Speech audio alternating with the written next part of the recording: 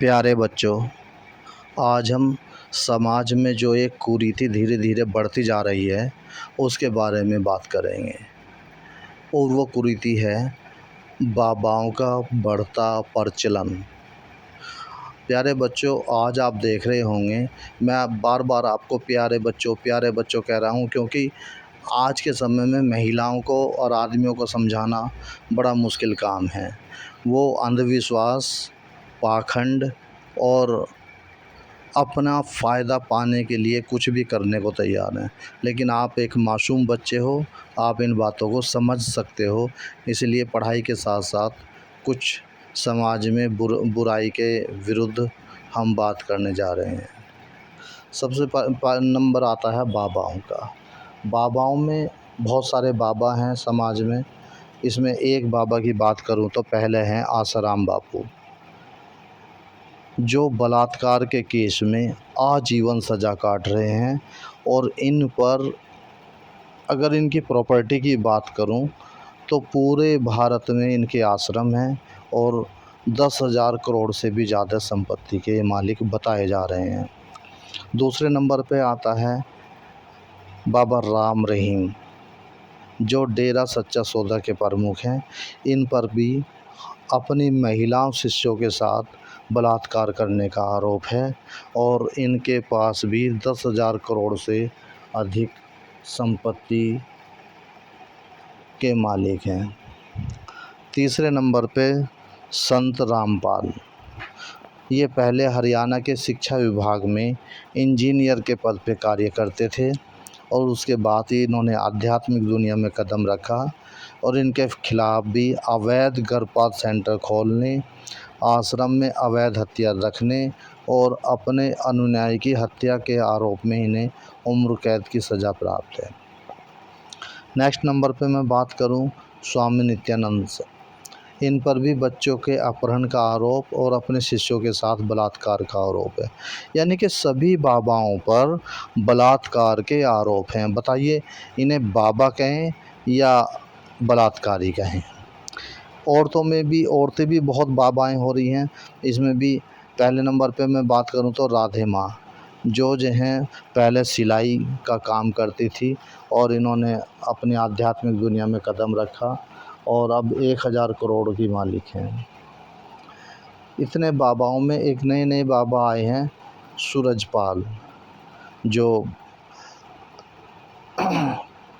अभी एक हाथरस में कांड हुआ जिसमें भगदड़ मच गई और 127 लोगों की हत्या हो गई।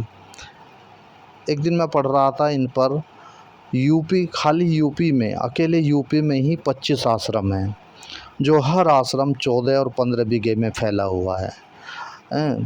लोग कितनी ज़मीन इनको फ्री में दे देते हैं और अगर हम स्कूल बनाने चलें तो कोई 1 गज ज़मीन देने को तैयार नहीं है।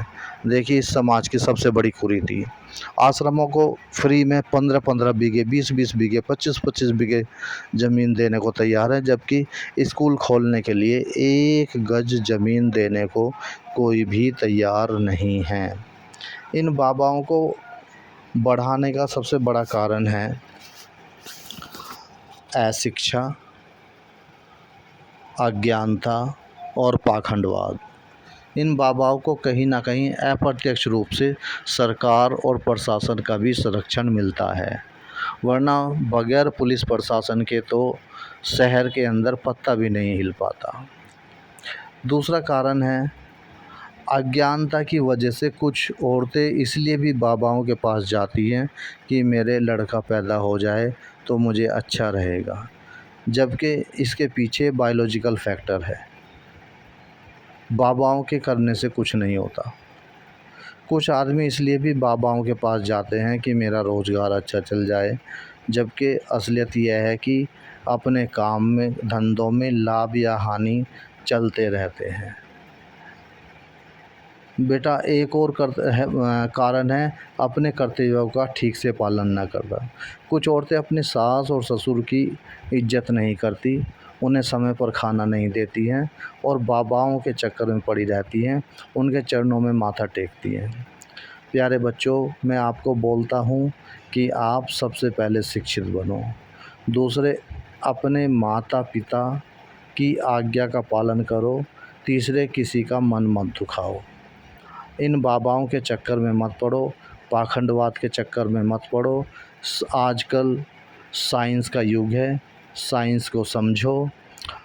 ये कहीं कुछ चमत्कार नहीं होता है। लोग पहाड़ों पर जाते हैं, नदियों में जाते हैं, अपनी जान गंवा बैठते हैं, बह जाते हैं। अब पूरे के पूरे परिवार ख़त्म हो जाते हैं।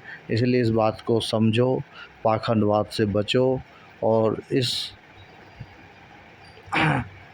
इस अज्ञानता से दूर रहो। अपने आप को अच्छे काम करने में और पढ़ाई में लगाओ। अपना समय अधिक से अधिक पढ़ाई में लगाओ। किताबों में अधिक से अधिक ध्यान दीजिए, तो आपको अच्छा लगेगा, हमें भी अच्छा लगेगा। अगर मेरी बात आपको पसंद आ रही है, अच्छी लग रही है, तो ये वीडियो अपने दोस्तों को, अपने पेरेंट्स को भी दिखाओ और बताओ और आगे बढ़ाओ। और मेरे इस वीडियो को लाइक करो, सब्सक्राइब करो और इसको आगे बढ़ाओ। Thank you very much.